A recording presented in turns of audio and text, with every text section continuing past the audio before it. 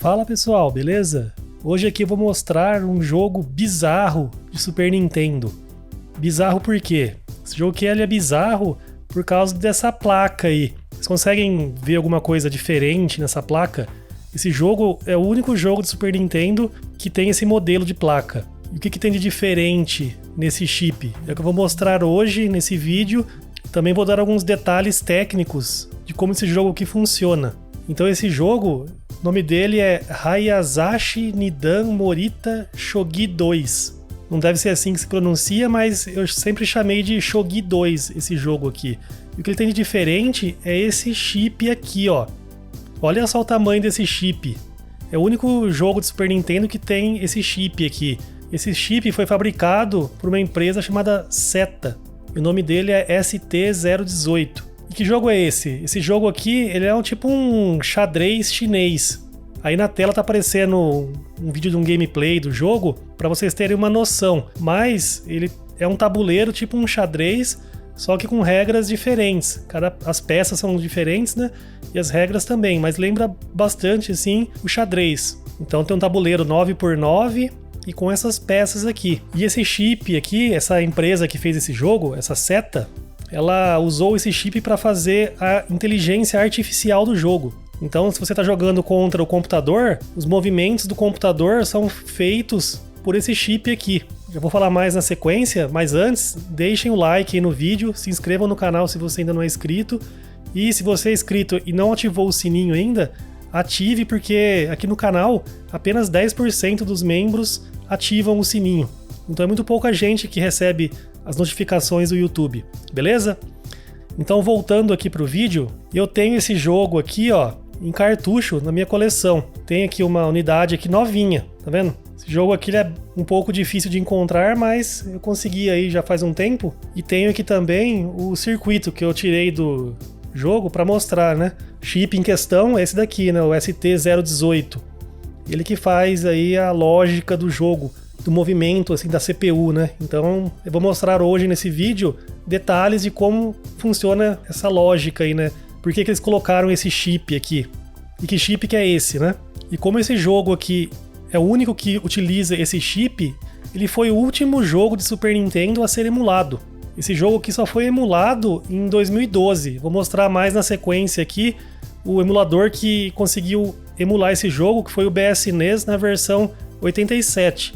Vou mostrar um pouco do código do emulador para vocês verem como que foi feita essa emulação aqui, porque até o momento, 2012 lá, ninguém sabia o que era esse chip, porque esse chip aqui é proprietário dessa empresa Seta. Essa empresa Seta, aqui na Wikipedia, uma empresa que foi fundada em 85, depois meio que entrou em falência, e em 2009 meio que acabou, né? O último jogo dela foi em 2004 pro GameCube, um jogo aqui. Mas aqui nessa página da Wikipedia, a gente consegue ver aqui alguns jogos para Nintendinho, Game Boy e os de Super Nintendo que ela desenvolveu ou publicou, né? Tem aqui ó, o Shogi 1 e o Shogi 2. O Shogi 1 ele já usava um chip dedicado também, mas era um chip mais simples, vamos dizer assim.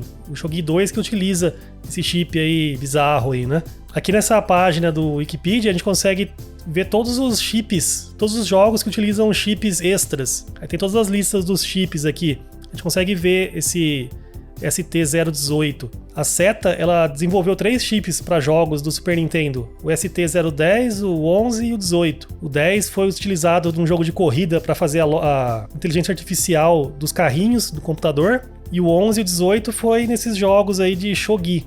Como ninguém tinha noção do que tinha dentro desse chip, que chip que era, porque não tinha documentação para conseguir emular esse chip.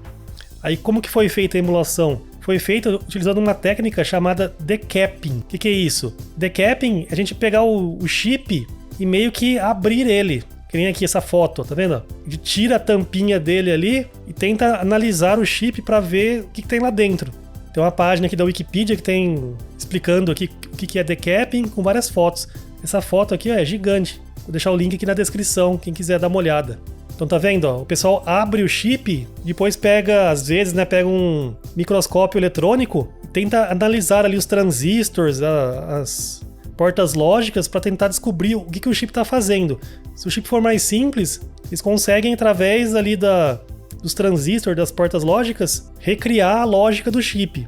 Ou às vezes o chip é um chip mais conhecido e só de ver ali as partes do chip ali, eles conseguem saber que chip que é, que foi o caso desse ST018, que quando eles abriram, eles descobriram que na verdade lá dentro tem um ARM3 rodando a 21.44 MHz. Então essa seta pegou uma CPU ARM e colocou aqui dentro desse cartucho do Super Nintendo. Por isso que esse cartucho aqui é bizarro em relação aos outros. Porque tem um ARM aqui dentro, uma CPU aí que, teoricamente, é bem mais poderosa que a própria CPU do Super Nintendo. E rodando a 21.44, sendo que a CPU do Super Nintendo roda a 3.58. Aí eu consegui encontrar aqui uma página de um fórum de discussões, onde na época lá, o pessoal estava conseguindo fazer esse trabalho de emulação desse chip. E o cara que conseguiu foi um cara que chama BIU, que foi o desenvolvedor do BSNES, do Rigan, desses emuladores bem conhecidos aí. Foi esse cara que foi uma das principais pessoas que trabalhou nesse projeto aí de emulação desse jogo. E teve ajuda de outras pessoas que fizeram o decapping lá, mas ele que fez a emulação do ARM dentro do emulador, né? E fez todos os testes ali para ver que a emulação estava funcional. Então vou deixar o link desse fórum aqui no comentário fixado aí para quem quiser dar uma olhada, ver a história aí de como o pessoal conseguiu fazer a emulação desse jogo aqui, bem legal. Inclusive esse cara aqui, o CBU, foi a pessoa que criou o BSNES e tal, recentemente ele veio a falecer. Não dá nem pra acreditar, né? Porque o cara aí tava ativo até esses dias aí, infelizmente veio a falecer, né? Tem muita coisa que ele fez. Foi o principal desenvolvedor aí de emuladores pro Super Nintendo. Boa parte das pesquisas aí foi o BIU que fez. Mais recentemente ele mudou o nome de BIU para NIR, então no final aí ele era mais conhecido como NIR, mas nessa época aqui ele ainda era o BIU. Então agora eu vou dar um pouco mais de detalhes sobre como que esse chip aí funciona. Aqui tem uma foto do cartucho aqui na parte de trás, dá para ver aqui ó, um detalhe, né? Uma curiosidade, essa CPU aqui, esse chip, funciona a 21.44 MHz. Tem aqui ó, o clock, né, o cristal, mostrando aqui que é 21.44. Eu não sei porque eles colocaram um clock dedicado para esse chip, sendo que aqui no barramento do Super Nintendo já tem um pino que tem um clock de 21 MHz. Porque o Super Nintendo ele roda internamente a 21 MHz. A CPU ela desce para 3.58 por causa do acesso à memória. Que na época lá tinha que ter uma velocidade compatível com as memórias da época. Mas o clock interno roda já a 21. Mas eles não utilizaram, preferiram colocar aqui um clock dedicado. E o curioso aqui, ó, esse cartucho aqui, ele tem os pinos extras. Estão vendo? Ó, tem esses dois conjuntinhos de cada lado aqui do cartucho com pinos extras. Todos os cartuchos que tem chips extras tem essas partezinhas a mais aqui, esses dois conectorezinhos aqui de cada lado. Mas nesse jogo nem é utilizado. A gente vê aqui, ó, nenhuma perninha aqui é utilizada, nem aqui e nem atrás, ó. Então eu não sei porque que eles colocaram esse cartucho, esse formato de placa. Devia ser na época lá um padrão da Nintendo, né? Se tivesse um chip extra, era obrigado a ter essa placa nesse formato aqui. Sei lá. Tá, e agora? O que tem dentro desse chip aqui? Como que ele faz a inteligência artificial do jogo? Funciona da seguinte forma. Esse chip aqui, na verdade, ele é tipo um mini computador. Criei essa foto aqui, ó. Dentro desse ST018, o que tem aqui dentro? Tem a CPU ARM, que eu já citei, é um ARM V3. Aí tem uma ROM, que aqui que fica o código que vai fazer toda a lógica aí desse shogi, desse xadrez chinês aí, que vai fazer todos os cálculos e os algoritmos do jogo e gerar as jogadas da CPU. Então isso aqui é como se fosse um HD, né? É tipo um jogo mesmo, uma ROM de um jogo. Só que é um código ARM ali que vai fazer a lógica do shogi ali, né? Tem também uma RAM, então esse código aqui vai utilizar essa RAM como se fosse uma RAM que um programa assim usa, né? Então, como eu disse, esse ST018 é como se fosse um mini computador ali. E tem esse aqui que eu chamei de SNES I/O, que é a parte que faz a conexão com o Super Nintendo. Eu vou mostrar na sequência. Então, o que essa empresa aí fez, né? Os desenvolvedores fizeram o seguinte, ó. A comunicação do Super Nintendo com esse chip ocorre da seguinte forma. Eles pegaram aqui, ó, no mapa de memória do Super Nintendo, porque o Super Nintendo funciona com bancos de memória. Aí alguns desses bancos contêm ali os registradores do sistema. Então nesses bancos eles pegaram uma parte aqui, ó, que não é utilizada, que estava livre, né? No caso aqui são esses endereços aqui, ó, 3800 até o 3804. Então são 6 bytes e usaram esses 6 bytes como a interface para esse chip. Então se a gente pegar aqui o esquemático do Super Nintendo e vir aqui na parte do conector de cartuchos que fica aqui embaixo, ó, tá vendo? Cartridge slot, que é o conector ali do cartucho no console, tem vários pinos, né? Que são esses pinos aqui que o cartucho se conecta. Todos esses pininhos aqui se conectam no conector de cartucho do Super Nintendo ali, do console. Então no conector aqui, a gente consegue ver que a gente tem todos os pinos de endereços e todos os pinos de dados. O Super Nintendo ele tem 24 bits de endereços e 8 de dados. Então esses 24 pinos de endereços dão 16 megas, né, que é todo o espaço de endereçamento do Super Nintendo. Aí o que o cartucho aqui faz? Ele pega esses 24 pinos aqui de endereços e os 8 de dados e ligam todos nesse chip aqui, no ST018. Então esse monte de pininho aqui, ó, a maioria é sem uso, mas 24 deles estão conectados os pinos de endereços e 8 deles os pinos de dados. Aí esse chip, como ele tem acesso aos 24 pinos de endereços, ele fica monitorando todos os endereços que a CPU do Super Nintendo está acessando no momento. Aí os desenvolvedores do jogo pegaram esse endereço aqui, 3800, 3802 e 3804, que estão sem uso.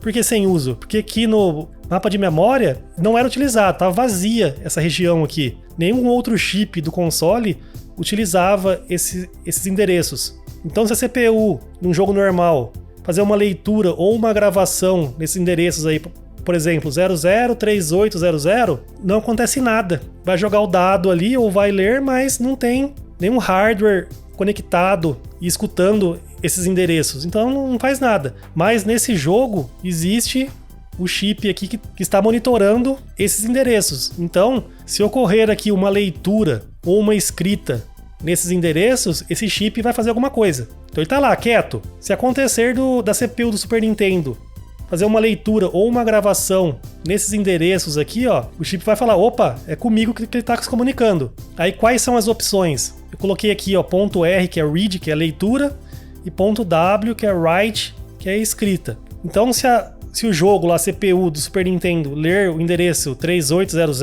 ele vai estar lendo dados do ARM para o Super Nintendo, é uma leitura, né? Então ele vai ler coisas do chip do ST018 pro Super Nintendo. O 3802 é uma flag aí, e o 04 são os bits de status. Eu vou falar mais na sequência.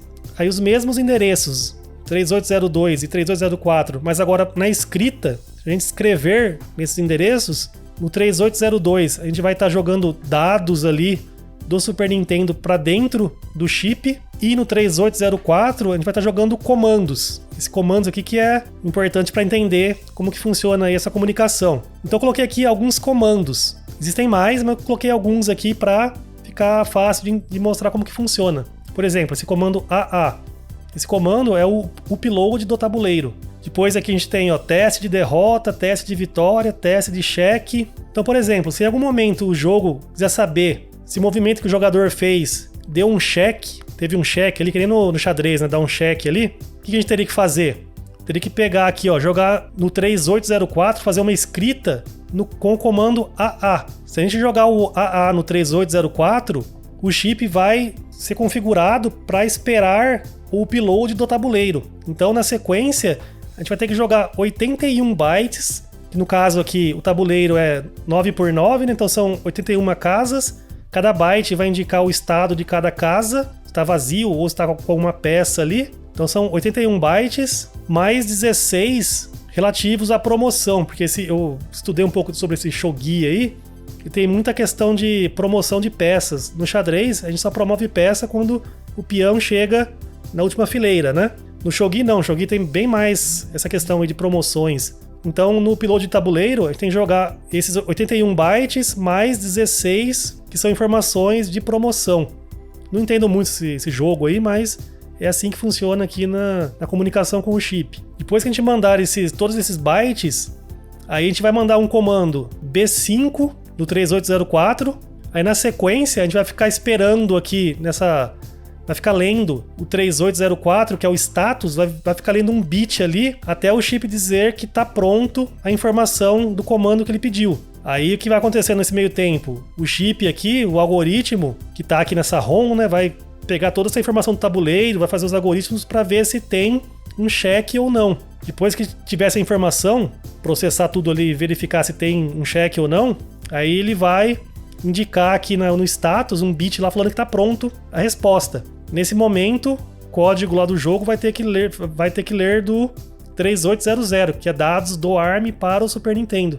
Tem uma página aqui de um emulador que chama NoCache SNS, onde tem a documentação completa aqui do Super Nintendo, inclusive desse chip. Várias informações. Vou deixar aqui na descrição. E aqui tem uma lista de vários comandos que tem no jogo. E várias informações do ARM, de várias coisas aqui, né? Então quem quiser se aprofundar um pouco mais, dá uma olhada nessa página aqui. Então é assim que funciona esse jogo, a parte de inteligência artificial. No Super Nintendo em si, no código que roda na CPU do Super Nintendo, não é ali que fica a parte de lógica ali dos movimentos da CPU. O código do jogo no Super Nintendo apenas manda a informação para o chip ST018 e ele que processa tudo. É o chip aqui que tem os algoritmos relativos ao shogi, esse xadrez chinês aí. Então o Super Nintendo ali, a parte do Super Nintendo só manda os comandos e recebe as respostas. Aí para fazer a emulação, o que eles tiveram que fazer? Não só descobrir que isso aqui é um ARM e emular o ARM lá no emulador, mas também extrair essa ROM aqui que está interna. E como que eles conseguiram extrair essa ROM aqui que está dentro do chip? Por sorte, se a gente olhar aqui na documentação, tem um comando que é o F3, que é um comando de debug. Se a gente jogar aqui no 3804 o F3, esse comando é um dump da ROM 128K. Então dessa forma eles conseguiram extrair essa ROM usando esses comandos de debug. Foi assim que eles conseguiram gerar um arquivinho para ser usado junto na emulação lá do jogo. Então para a gente conseguir jogar esse jogo em um emulador, tem que ter não só a ROM do jogo, mas também essa ROM interna do ST018. Coloquei numa pastinha aqui, ó, a ROM do jogo, e também tem que ter aqui esse ST018.ROM, que é o código que está aqui dentro do chip, essa ROMzinha aqui. Aí no caso essa ROM aqui tem 160K, aí se a gente vê aqui na documentação, o comando F3 faz um dump de 128K e o F4 faz um dump de 32K, os outros 32K, então no total 128 mais 32, 160. E se vocês quiserem ter mais detalhes sobre como funciona jogos de Super Nintendo, essas coisas, eu tenho uma playlist aqui no canal especificamente sobre isso. Tem vários e vários vídeos aqui, ó, explicando como que os jogos antigos aí funcionam. Esse curso aqui é basicamente um curso de assembly para desenvolvimento de jogos para Super Nintendo e Mega Drive. E aqui eu explico vários detalhes do que eu falei aí. Então se você não entendeu alguma coisa, procure essa playlist aqui, vou deixar na descrição, no comentário fixado, para vocês verem quem tiver interesse. Agora aqui eu vou mostrar o código do emulador, que foi o primeiro emulador a emular esse jogo aqui, que é o BSNES versão 87. Se a gente entrar aqui, ó, tem várias pastas, né? O código relativo a Super Nintendo, ao core ali, né, do hardware, fica nessa pastinha SNES, que tem várias pastas. Se a gente vir aqui, ó, chip, a gente consegue ver aqui, ó, que tem, entre vários outros chips aqui, ó, tem esse ARM DSP. Aí nessa pasta tem o código da emulação do ARM, da CPU do ARM. A gente entrar aqui, ó, tem uma classe aí, ARM DSP, tem toda a lógica da CPU. Tem aqui, ó, os opcodes, né, as instruções, a emulação de todas as instruções, registradores, né, o ARM tem 16 registradores, né, que chama R0, R1, R2, então tá tudo aqui. Parte de memória, como que é o acesso à memória ali e tal. A gente procurar aqui, ó, por ST018, a gente consegue ver aqui, ó, uma parte do código que detecta o cartucho, detecta que é aquele jogo lá, o Shogi 2. Aí ele configura aí o emulador para habilitar esse ARM DSP aqui. Se a gente procurar esse ARM DSP, tem uma flag aqui que é uma das mais importantes nesse jogo aqui, que é essa Has ARM DSP. Se o emulador carregar esse jogo, essa flag aqui vai ficar com True.